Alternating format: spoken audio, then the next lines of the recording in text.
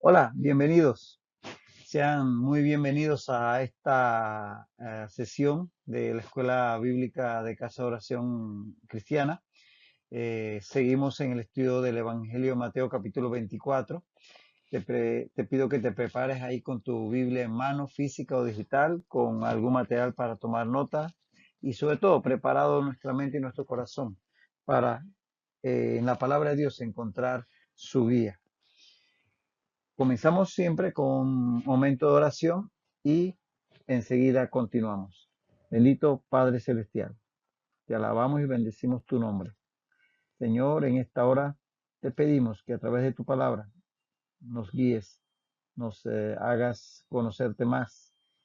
Que Señor, que tu palabra alumbre nuestro camino. Señor, te pedimos que por tu Espíritu Santo nos ayudes a comprenderlo. Y te lo pedimos, Señor, en el nombre de Jesús. Amén. Estamos, como bien sabes, en este texto de Mateo 24, 15 al 22, que ya prácticamente terminaremos en esta sesión y vamos a los puntos finales del mismo y por ahí mismo proseguiremos en el capítulo 24 de Mateo. Así que leemos y continuamos. Por tanto, cuando veáis en el lugar santo la abominación desoladora de que habló el profeta Daniel, el que lee entienda, entonces los que estén en Judea huyan a los montes, el que esté en la azotea no descienda para tomar algo de su casa, y el que esté en el campo no vuelva atrás para tomar su capa. Mas ay de las que estén en cinta y de las que críen en aquellos días. Orad pues que vuestra huida no sea en invierno ni en día de reposo, porque habrá entonces gran tribulación, cual no la ha habido desde el principio del mundo hasta ahora, ni la habrá. Y si aquellos días no fuesen acortados, nadie sería salvo, mas por causa de los escogidos, aquellos días serán acortados. Habíamos quedado en este punto donde dice, porque habrá entonces gran tribulación, cual no la ha habido desde el principio del mundo hasta ahora, ni la habrá. Aquí el concepto de gran tribulación corresponde precisamente, como ya hemos adelantado en algunas sesiones anteriores, a la segunda mitad de la semana 70 de Daniel, esos 3 años y medio finales del tiempo de 7 años precisamente de la tribulación. La segunda mitad es conocida como la gran tribulación porque es cuando se desatará toda la furia del anticristo y vendrán los juicios de Dios sobre la tierra. Entonces, esa es la segunda mitad de la semana 70 de Daniel. Recuerda que son semanas de año. Y este tiempo también es conocido en la escritura como tiempo de angustia de Jacob. Lo puedes encontrar así, por ejemplo, en Daniel 37. Dice en Daniel 37, cuán grande es aquel día, tanto que no hay otro semejante a él. Tiempo de angustia para Jacob. Jacob es Israel, pero de ella será librado. Es decir, Israel va a ser tremendamente angustiado por las persecuciones del anticristo, pero Dios va a guardar su remanente. En Daniel 12:1 habla de este tiempo donde dice será tiempo de angustia, cual nunca fue desde que hubo gente hasta entonces, pero en aquel tiempo será libertado tu pueblo, es decir, Israel, todo lo que se hayan escrito en el libro, es decir, el remanente. Y en Apocalipsis también lo encontramos en el 7:14, donde dice, yo le dije, Señor, tú lo sabes. Y él me dijo, estos son los que han salido de la gran tribulación, es decir, el remanente que llega al final y entra en el milenio, dice, y han lavado sus ropas y las han emblanquecido en la sangre del Cordero. Y en Daniel 12, en Apocalipsis 12:12 dice, ay de los moradores de la tierra y del mar, porque el diablo ha descendido a vosotros con gran ira, sabiendo que tiene poco tiempo. Todos estos términos hablan de este tema de la gran tribulación, gran ira, dice en Apocalipsis 12:12. Y en Apocalipsis 13:7 dice, se le permitió hacer guerra contra los santos y vencerlos. También se le dio autoridad sobre toda tribu, pueblo, lengua y nación. Todo esto habla de ese periodo de gran tribulación que es la segunda mitad de la semana 70 de Daniel. Ahora, dice, si aquellos días no fuesen acortados, nadie sería salvo, mas por causa de los escogidos, aquellos días serán acortados. El tiempo de aflicción tendrá una duración limitada, 3 años y medio. Eso está bien establecido, ya lo vimos en varios textos en sesión pasada. Así que hay un límite, hay un corte. A eso se refiere el verbo ahí, acortar. Yo sé que muchas veces se interpreta como que va a ser más corto de lo que era. No, es que tiene un límite. El verbo griego ahí tiene que ver con tener un límite. Son acortados, es decir, que no se va a extender infinitamente. Cuando Dios dice es hasta aquí, es hasta aquí, porque un dicho dice, no hay dolor que dure 1000 años ni cuerpo que lo resista. Bueno, no hay una tribulación tan extensa que quede un remanente. Dios tiene un límite para la aflicción de su pueblo, tiene un límite para cualquier prueba que permita en nuestras vidas. Él pone límites, Él le puede dar, permitir a sus enemigos alguna libertad en algún momento, pero Él le pone límites, como le puso límites al mar, como dice allá en el libro de Génesis, de tal manera que va a haber límite para ese tiempo, 3 años y medio. Y finalizará con la segunda venida de Jesucristo, de lo que hablan varios textos como Mateo 20:30, dice que entonces aparecerá la señal del Hijo del Hombre en el cielo y entonces lamentarán todas las tribus de la tierra y verán al Hijo del Hombre viniendo sobre las nubes del cielo con poder y gran gloria. También lo dice 2 Tesalonicenses 2:8, y entonces se manifestará aquel inicuo a quien el Señor matará con el espíritu de su boca y destruirá con el resplandor de su venida. Cuando Jesús venga, se acabará la fiesta para este personaje, el anticristo y sus secuaces. Y también en Apocalipsis 19:11 dice, entonces vi el cielo abierto y aquí un caballo blanco y el que lo montaba se llama fiel y verdadero y con justicia juzga y pelea. Así que hay un tiempo definido para este tiempo de angustia.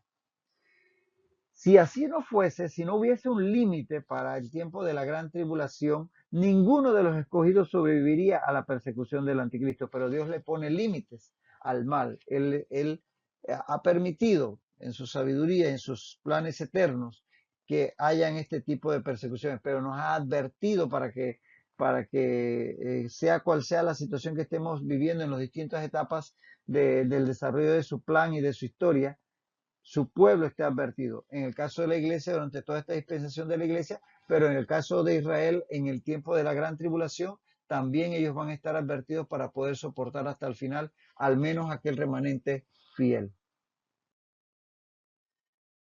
Y aquí los escogidos se refiere precisamente a ese remanente fiel de Israel, que va a permanecer hasta el final y va a poder entrar en el reino milenial. Isaías 65:9, Isaías 65:9 dice, sacaré descendencia de Jacob y de Judá, heredero de mis montes. Y mis escogidos, que es el mismo término pero en hebreo, mis escogidos poseerán por heredad la tierra y mis siervos habitarán allí. Es decir, va a haber un remanente del pueblo de Israel que va a ser fiel hasta el final y que va a poder entrar en el reino milenial ya en posesión de la tierra plena que Dios le prometió a Abraham desde el río Éufrates hasta el río de Egipto. Y en ese sentido serán los israelitas que, habiendo creído en Jesucristo como su Mesías, eh, y que no harán el pacto con el anticristo. Esos serán los que aquí se les llama escogidos, ese remanente fiel, el remanente de Israel. El concepto de remanente, tú puedes tomar tu Biblia y estudiarlo con una concordancia si quieres, pero el remanente de Israel es un concepto que corre a lo largo de toda la escritura, sobre todo el Antiguo Testamento. Siempre Dios se ha guardado un remanente de su pueblo de Israel, de la descendencia de Abraham, pero también se ha guardado un remanente fiel dentro de los suyos, de tal manera que hoy en este tiempo sabemos que siempre hay un remanente que permanece fiel al Señor. Y en el tiempo de gran tribulación lo va a ver del pueblo de Israel, a pesar de la adversidad. A ellos, es decir, a este remanente del pueblo de Israel que va a permanecer fiel hasta el final, les va a ser quitado ese velo que habla el apóstol Pablo, que hasta ahora como nación los enceguece. Sabemos que muchas personas del pueblo de Israel, comenzando por los primeros creyentes, pero todavía hoy en día, han creído en Jesucristo, pero como nación todavía permanece ese velo. Dice 2 Corintios 3:16. pero cuando se conviertan al Señor, el velo se quitará. Ve lo que habla ahí Pablo en 2 Corintios. Cuando se convierten al Señor, ¿qué va a ocurrir con ese remanente al final de los tiempos? El velo se les quitará y reconocerán a Jesucristo como su Señor y Salvador, como nación. En Romanos 11:25 dice Pablo, porque no quiero, hermanos, que ignoréis este misterio. Dice que ha acontecido a Israel endurecimiento en parte, no eterno, no permanente, en parte, hasta que haya entrado la plenitud de los gentiles. Después que la plenitud de los gentiles entre en la patria celestial, después que ocurra lo del rapto de la iglesia y ya se haya completado el número de los gentiles, entonces vendrá el tiempo de Dios tratar con el pueblo de Israel, con ese remanente fiel y, como dice ahí, que, ellos estarán endurecidos en parte hasta ese tiempo. Y también en otros textos habla la Biblia de ese remanente fiel. Y ese es el que se conoce en Gálatas 6:16 como el Israel de Dios. Porque uno dice Israel de Dios, y es que hay Israel que no es de Dios, bueno, es que hay un remanente al cual se refiere Gálatas 6:16 como el Israel de Dios. Dice Gálatas 6:16, a todos los que anden conforme a esta regla, paz y misericordia, sea a ellos y al Israel de Dios. Porque hay un Israel que ha rechazado a Dios en la persona del Mesías, en la persona del Hijo, de tal manera que aquí se refiere la Escritura al remanente, al que va a reconocer a Jesucristo como Señor y Salvador. Y todo ese Israel, todo ese remanente será salvo, que es a lo que se refiere Romanos 11:26. Dice, luego todo Israel será salvo, como está escrito, vendrá de Sión el libertador que apartará de Jacob la impiedad. Entonces, ese es todo Israel de Romanos 11:26, no es todo el que es descendiente de Abraham, porque como el mismo Pablo dice en Romanos, no todo el que es descendiente en la carne de Abraham es hijo de Abraham por la fe. Entonces, ese remanente, ese Israel de Dios, ese remanente que va a permanecer hasta el final fiel y creyendo en Jesucristo como el Mesías verdadero, ese que se le quitará el velo al final cuando hayan completado la plenitud de los gentiles, ese es el todo Israel que será salvo.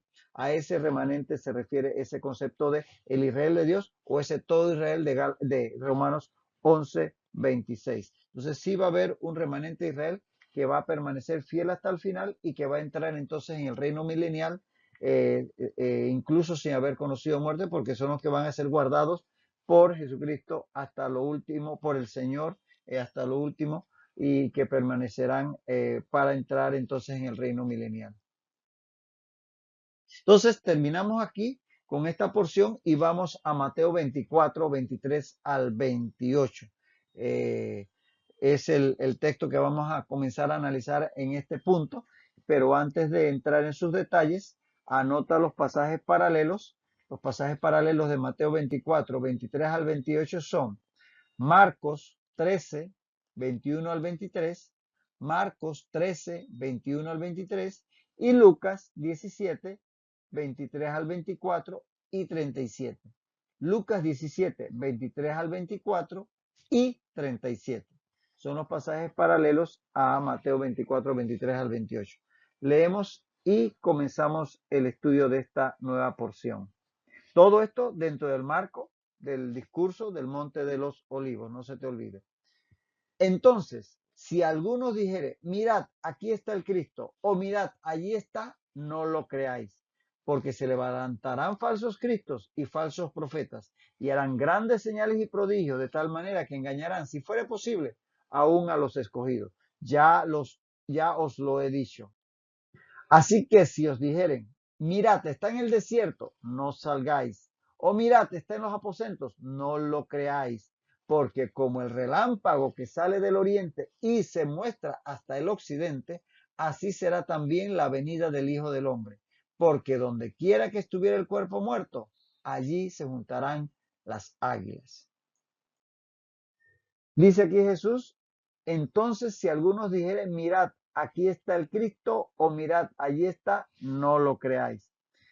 Y es que durante la tribulación habrá quienes pretendan que Cristo ya ha venido. O sea, cuando esté la cruda persecución del anticristo sobre su pueblo, sobre el pueblo de Israel, muchos saldrán diciendo, no, es que ya Cristo vino y ya el Mesías vino y ya aquí no hay nada más que hacer. Entonces, hasta inclusive estos falsos profetas dirán, ¿dónde ha ocurrido eso? Que en el desierto, que aquí o allá. No, no hay que creerlo porque estos son engañadores, falsos profetas. Y Jesús advierte a sus discípulos que no le crean a esos engañadores, para que aquellos del pueblo de Israel que estén en ese tiempo enfrentando la adversidad, no le crean a estos que estarán tratando de engañarles. ¿Por qué? Porque cuando Cristo regrese, será evidente para todos.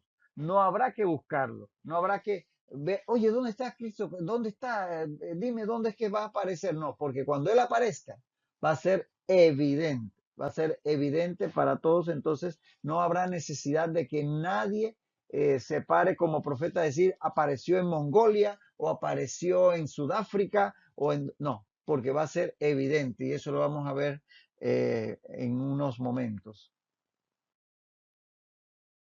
Ahora, las aflicciones durante la gran tribulación producirán un ambiente ciertamente propicio para presentar estos, entre comillas, redentores que prometerán paz y seguridad.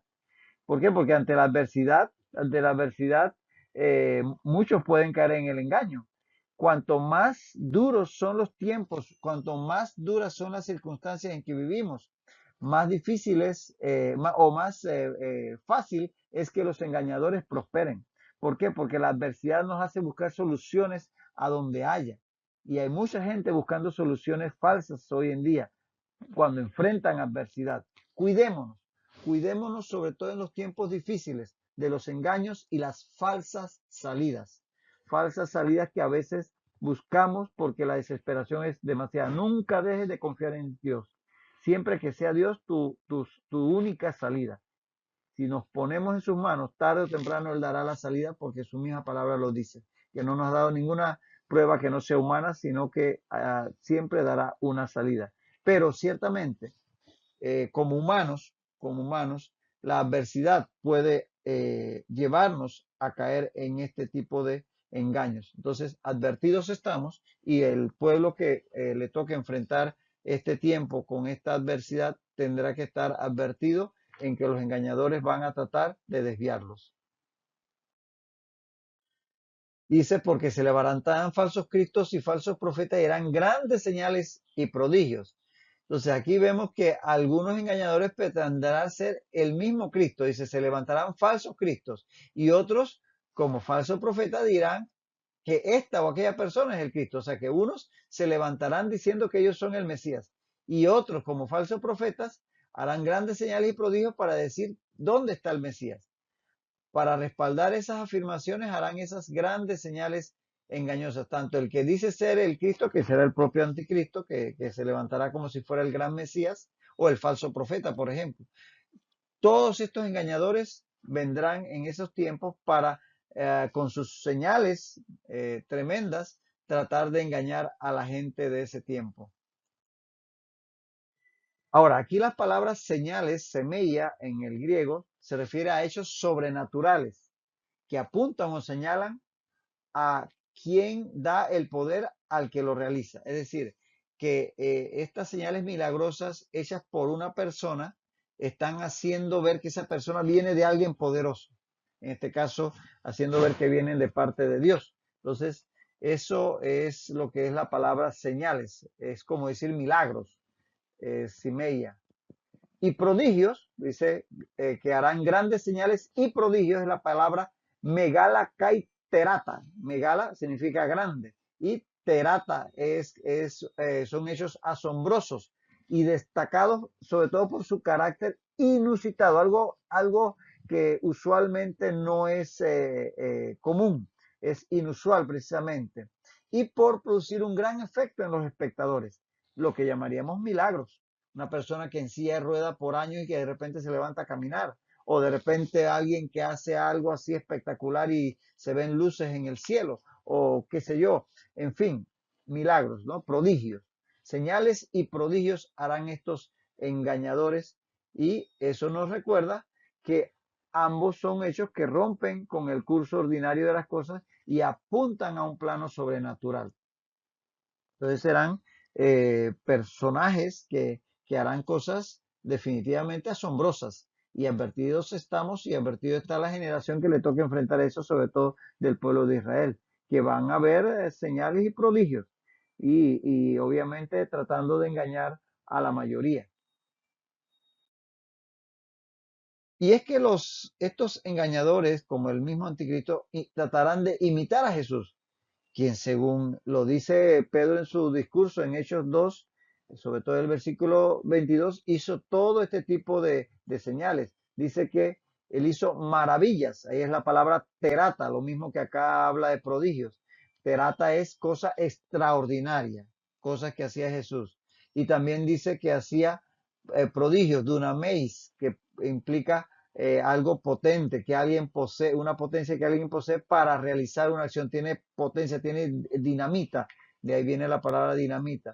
Y también señales, semión, es lo que dice ahí en Hechos 2:22, que son signos que hacen pensar y que hacen dirigir la atención hacia quien realiza las acciones. Eso lo dice, estas tres palabras aparecen en Hechos 2:22 cuando dice Pedro, hablando a la multitud ahí en Jerusalén, es que Jesús Nazareno, varón aprobado por Dios entre vosotros con las maravillas, prodigios y señales que Dios hizo entre vosotros por medio de él. ¿Lo ves? Jesús hizo maravillas, prodigios y señales. ¿Por qué los hacía Jesús? Para dar a conocer que él era verdaderamente el Mesías, el Hijo de Dios, Dios hecho hombre, para que creyendo en él, entonces las personas fueran salvas. Y de hecho muchas personas creyeron por las maravillas que él hacía, sanando enfermos, resucitando muertos, deteniendo tempestades, multiplicando panes, en fin, todos los milagros que hemos ido estudiando a lo largo del Evangelio de Mateo y que tú conoces muy bien. De tal manera que estas maravillas, prodigios y señales que Jesús hacía, estos falsos cristos y falsos profetas intentarán imitarlas. Por eso, como ves, aquí usan palabras parecidas como semión y terata, son las que aparecen aquí como prodigios y señales. De tal manera que son unos imitadores. Por eso se habla de anticristo, que quiere estar en lugar de Cristo, o también en contra de Cristo, también se traduce. Ahora, esto nos advierte que las señales y prodigios no garantizan que quien las realiza venga de Dios. Pon atención, o como dirían allá en mi tierra, pela el ojo, porque puede ser que en algún momento veamos cosas que parezcan verdaderos milagros, situaciones que nos dejen con la boca abierta. Pero ojo, no toda acción aparentemente milagrosa viene de Dios, de tal manera que seamos cautos y veamos si lo que estamos viendo está de acuerdo a la palabra de Dios. Si la persona que está haciendo y su mensaje va conforme a la palabra de Dios. Porque también veremos que en la escritura hay personajes como este de los últimos tiempos que podrán hacer hechos asombrosos y no por eso vamos a decir que vienen de Dios. Entonces, atención con esa advertencia, que hoy en día, inclusive cuando estamos viviendo en esta época donde todavía no están presentes estos nefastos personajes de los últimos tiempos, podemos estar viendo algunos fenómenos y pensemos que vienen de Dios porque son sobrenaturales. Cuidado, advertidos estamos. Ahora, los principales engañadores, aquí habla que se levantarán falsos cristos y falsos profetas, sé que van a ser más de uno, pero los principales engañadores de este último tiempo, del tiempo de la gran tribulación, serán el anticristo y el falso profeta. Estos dos son que junto con Satanás formarán el triunvirato, la trinidad del mal, tratando de imitar al Padre, Hijo y Espíritu Santo. Apocalipsis 13, 11 y 17 habla de estos dos personajes que vienen respaldados por Satanás. Dice en Apocalipsis 13, después vi otra bestia, porque ya estaba la primera es el anticristo. Entonces viene la otra que es el falso profeta, dice Apocalipsis 13:11. Después vi otra bestia que subía de la tierra, dice el 12, y ejerce toda la autoridad de la primera bestia en presencia de ella, que la primera es el anticristo. Dice el 13, hace grandes señales de tal manera que aún hace descender fuego del cielo a la tierra delante de los hombres y engaña a los moradores de la tierra con las señales que se le ha permitido hacer en presencia de la bestia. Dice el 15. Y se le permitió infundir aliento a la imagen de la bestia para que la imagen hablase. Todo esto lo hace el falso profeta. Es más, de la primera bestia del anticristo, dice que se le hizo una bestia al final del 14, a la bestia que tenía la herida de espada y vivió, porque ese anticristo en un momento dado va a ser herido y va a aparentar o va a morir o literalmente o va a aparentar morir y va a aparecer como que resucita. Todas estas señales van a dejar asombrados a los moradores de la tierra y algunos creerán y serán engañados. Entonces estos son de todos los engañadores, estos son los mero mero, el anticristo y el falso profeta, que son respaldados por Satanás.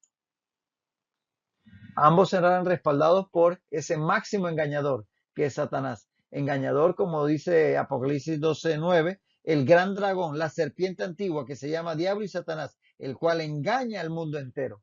¿Lo ves? Es el gran engañador que hace cosas que aparentan ser como las que hacía Jesucristo, pero que nunca van a ser verdad y nunca van a llegar a ser lo que Jesús hizo.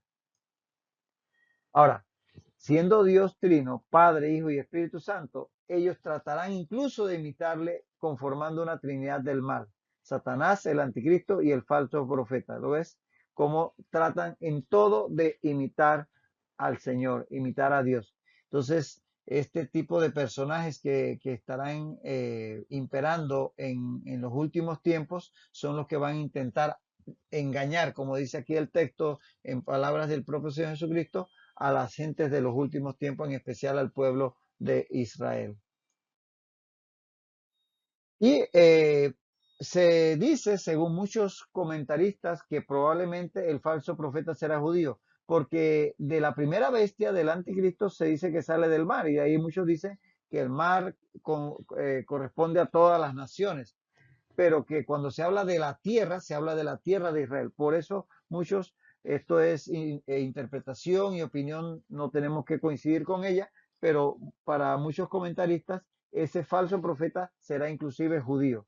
Y eso hará o atraería, si es así, a muchos del pueblo de Israel que no están permaneciendo firmes, pensando que este es uno de ellos y que los guía hacia este personaje que está liderando el mundo en ese tiempo, que es el anticristo. Entonces, por eso, porque dice que subía esta bestia, dice el texto que leímos en Apocalipsis, que subía de la tierra. Y se entiende que la tierra es la tierra de Israel. Así que ahí lo dejamos, pero es un comentario que muchos coinciden. Ahora, este será prácticamente el ministro de propaganda y además líder religioso del anticristo. Ese será el que va a estar, como quien dice, dirigiendo toda la parte religiosa y va a estar promoviendo el personaje del anticristo. Dice que se le hará una estatua, una imagen, y este hará que la gente lo adore y adore al anticristo. Y hará grandes señales a la manera de los profetas del Antiguo Testamento, como lo hizo, por ejemplo, Elías allá en Primero de Reyes. Dice que en Primero de Reyes 18, 36 y 38 dice que cuando llegó la hora de ofrecer el holocausto, se acercó el profeta Elías y dijo, y habló con Dios, y dice en el 38, entonces cayó fuego de Jehová y consumió el holocausto, la leña, las piedras, el polvo, y aún lamió el agua, la sangre. Eso hará este personaje, hará descender cielo del cielo a la manera de Elías en el Antiguo Testamento. O sea que va a hacer ver que él es como esos profetas de Israel. Y así como el Espíritu Santo señala a Cristo, el Espíritu Santo habla todo para resaltar a Cristo, así este falso profeta que quiere imitar al Espíritu Santo señalará al anticristo, que es el que quiere imitar a Cristo. Entonces ellos se van a confabular ahí tratando de imitar al Espíritu Santo uno y a Cristo el otro. De tal manera que va a ser un dúo nefasto junto con Satanás que van a estar imperando en aquellos tiempos. Tiempos muy duros, muy peligrosos, pero nunca olvidemos que por muy difícil que sean los tiempos, Dios siempre está en control. Está en control de tu vida, de mi vida y de todo tiempo que tengamos por delante.